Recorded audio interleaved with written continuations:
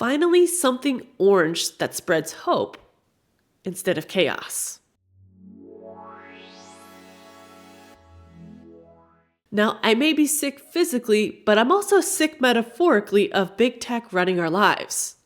As somebody who lives in Europe, it's always on my mind how to have more independence away from US big tech companies. Recently, I've been testing out a device and using it for the past few months, and that is the Jolla C2 Community Edition phone. I love this device. It gives me so much hope that there is options to leave big tech behind, especially when using something based on Linux.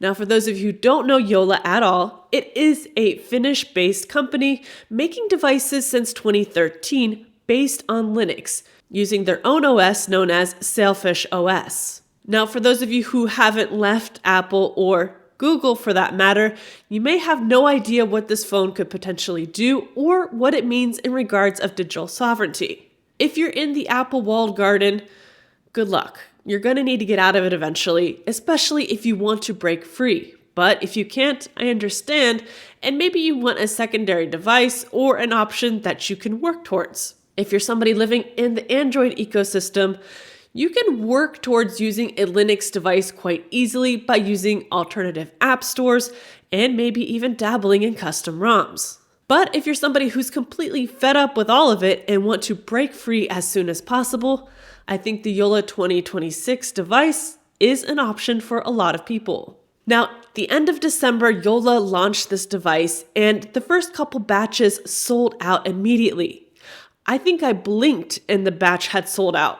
I was really excited to see this device drop, but I've been holding back making a video about it because I wanted to see more information and I wanted to get a preview of what the device would look like in hand. It's difficult to make a review or an overview video when you don't have the device in hand, but we do have a lot of information and I have experience with Sailfish OS 5, so I can give my input on how I think this new device may perform compared to the older versions. Now, out of the gate, the Jolla phone is a bit smaller than the previous version, which is a welcome change. Now, if you're not familiar with how Jolla decides on the specs of their device, this is a community-driven device. That means the community votes on each spec, price range, size of the screen. So many factors go in, and they include the community in this. They run polls, people decide. So the size of this device was decided in the 6-inch range. It ends up being 6.36 inches display, which is fine. It's basically the same size as a Pixel device or a standard Pixel 10 or Pixel Pro. I think this is a good compromise. I'm somebody who would have loved to have a 5-inch display. The smaller the device, the less distraction it is for me to use it as a content device, of course. But I think it's a good compromise, and that's kind of what the community-driven decisions are. A lot of people are going to want one extreme or the other, and it ends up being somewhere in the middle where people can agree to disagree that this will be the best for most people. I think the look of this device is quite a bit different than the current C2 Community Edition that I'm using. My edition is much more rounded and has straight edges. This device looks very angular. Now, some other key specs regarding the device, of course, is that it's 5G compatible. It has 2 dual SIMs, and the memory is 256 internal, plus the ability to expand it up to 2 terabytes. And you have a removable back cover, which you can change from 3 colors. The colors are Snow White, Calmos Black, and the orange. I like the orange. I think these colors are interesting. The swappable backs is something that I'm really loving devices putting out for now. This means that we can use it without a case essentially and just swap out the backs when we want a different look for the device. But more importantly, the fact that you can remove the back cover also means that there is a replaceable battery in this device. I think Jolla is going in the right direction to make this device as long-lasting as possible, as future-proof as possible. They're also giving 5 years minimum updates for the operating system. And I really have hope that this device could be a daily driver, but also something that could last for many years. With the prices of everything going up for phone parts, especially RAM and memory, I think having a device that could last a little bit longer is going to become much more important in the near future. Another key feature that has me really excited about this device is the privacy switch. This is not a just do not disturb button. This is a true privacy switch. It switches off your microphones, your Bluetooth, all the connectivity regarding your device, making it truly private. Kind of similar to the Medita Compact, of course, if you remember that device. I really love having a privacy switch option. Because if you're using airplane mode, you may not know that a lot of apps can still access your microphone and connect your device in order to get that data out of the device. So it's really not private when you're thinking about it. And speaking of harvesting data, if you're using a Linux-based device such as Sailfish OS, you'll notice that your device really runs smoothly and the battery lasts a lot longer because your device is not being harvested 24/7. I was really shocked by the amazing battery performance of the C2 Community Edition. I was using it primarily and still using it as my business phone, and I leave it on my desk. It has a SIM card in it. I have it connected all of the time, and the battery goes for weeks without it dying out because it's not harvesting everything. It doesn't have Google services connected, and it really just does its job of being a productivity device without all the crap going along with it that big tech tends to add to their devices. Now, with that being said, people may be hesitant to switch to a Linux-based device, but with Jolla and their operating system, it does have Android app support.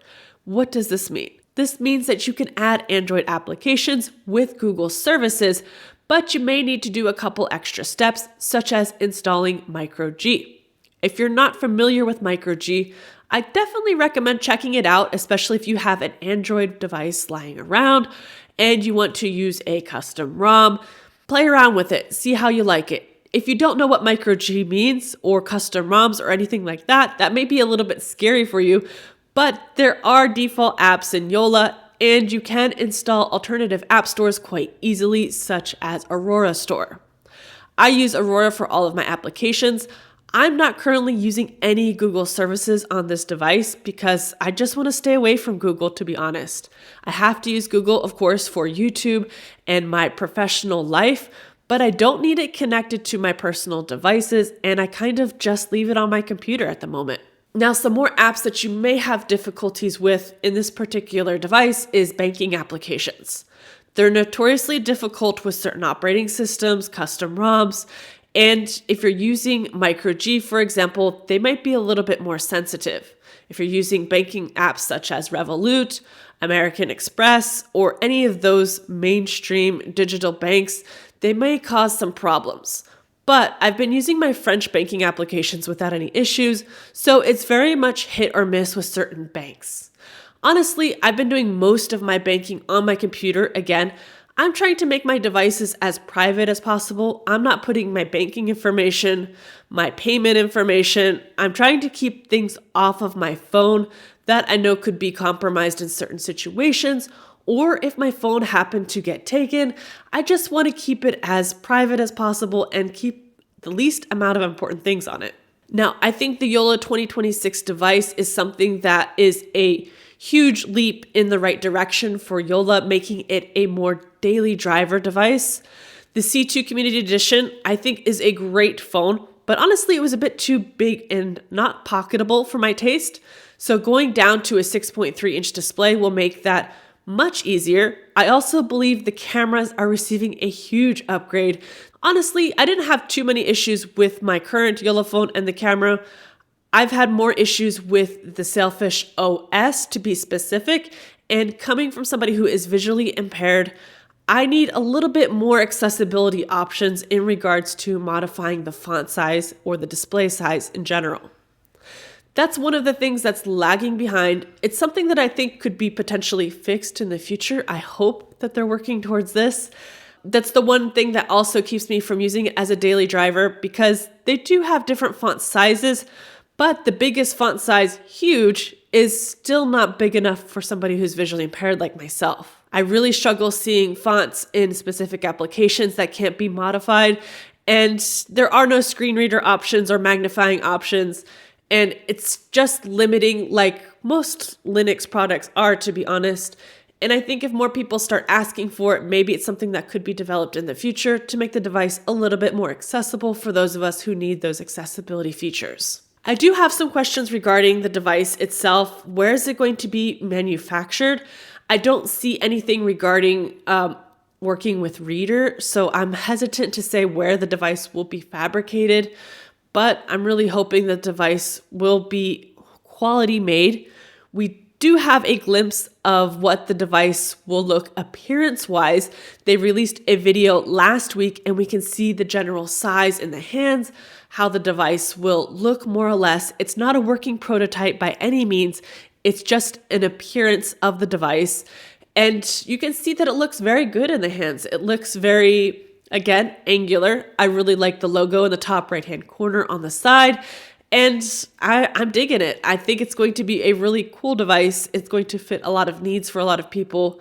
And again, a little bit more future-proof than the previous models. What do you think about the Jolla 2026 phone? Have you pre-ordered it? I know a lot of you have.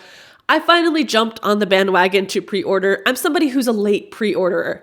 I have to see some specs or some excitement before I really jump on a product. I'm not usually jumping on it immediately, so I waited a little bit too long. I'm in batch 3. I'm sure some of you are lucky and got into batch 1, but let me know down below, and thank you all so much for watching, and see you soon.